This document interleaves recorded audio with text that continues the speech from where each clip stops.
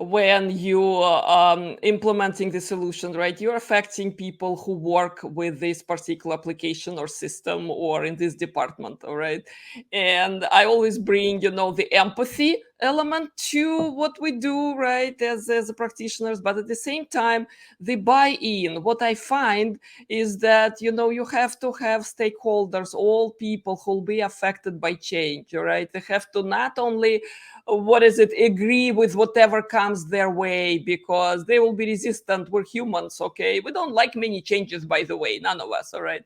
But if we get the buy-in from the organization, from top to bottom, bottom to up, all right, people more motivated, right? People willing to help, people really thinking what you said, right, creatively, and solving problems where, again, there are not going to be additional investments or any of huge spending going on. So in your opinion, what's the best approach, sort of like kind of getting this buy-in? It's not easy, right? It's influencing, it's sort of, right, making it all making sense. So what's your experience?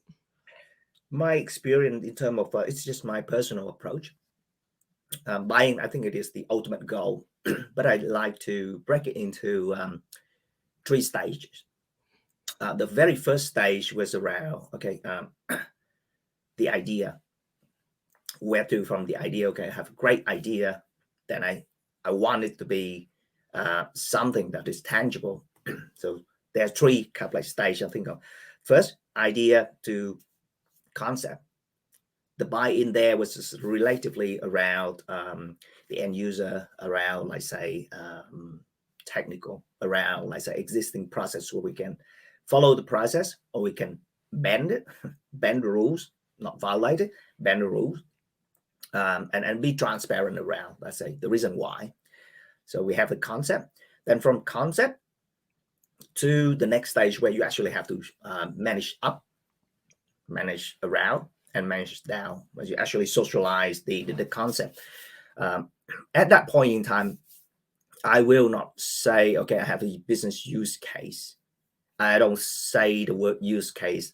I tend to focus only around the concept. Okay, I have a concept here, and this is the value that we're going to add in terms of, like, say, productivity, in terms of efficiency, and then the value added part of that concept.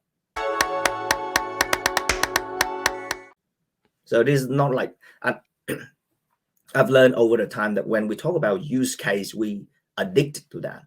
We think, oh, this use case. If you put it in this way, what is the use case of a knife? A knife is a concept. What is the business use case of a knife?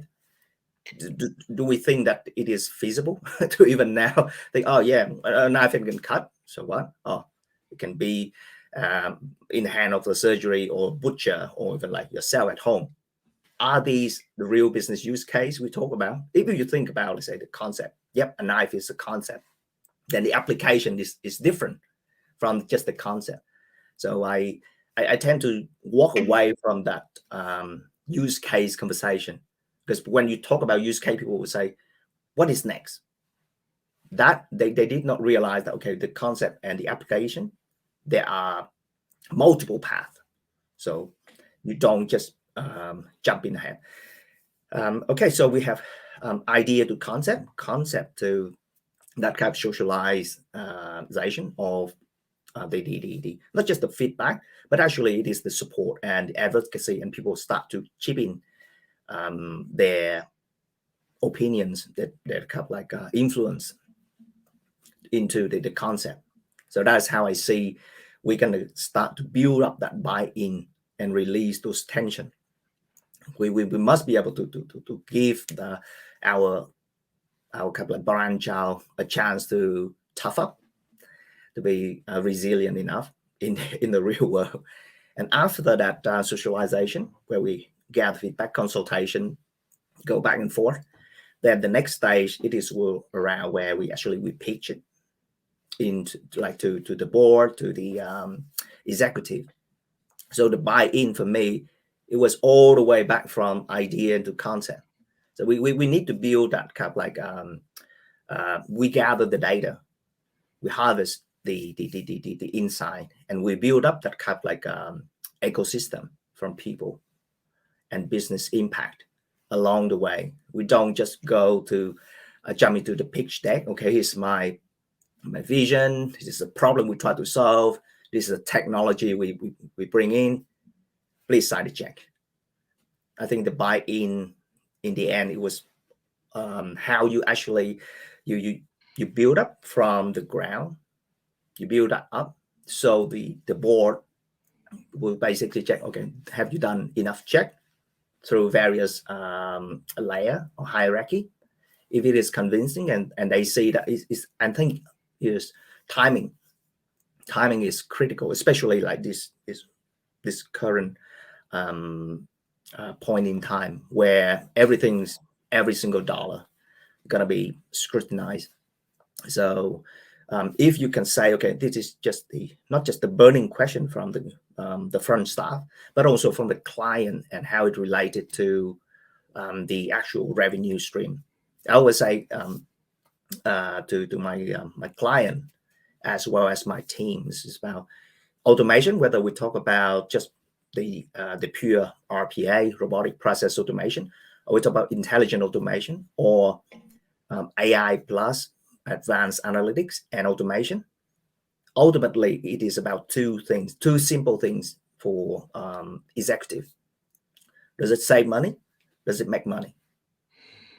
You save money. You remember the framework I mentioned: productivity, efficiency, save money.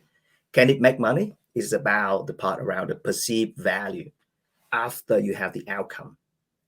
So you make money there, you save money here. So now it basically drive that conversation to the point where is it practical, is it timely, and what is the risk?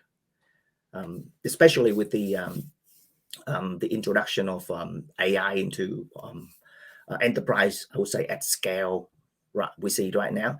The pressure is on. A lot of big promise around. Okay, we're gonna invest huge amount of money into AI, but the real question is, how do we make money out of it? How do we save money out of it?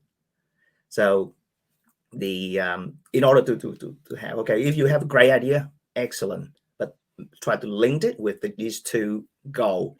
And have these answers ready, right? Because you will be asked, right? And you will be liable for demonstrating those results. Wow, excellent.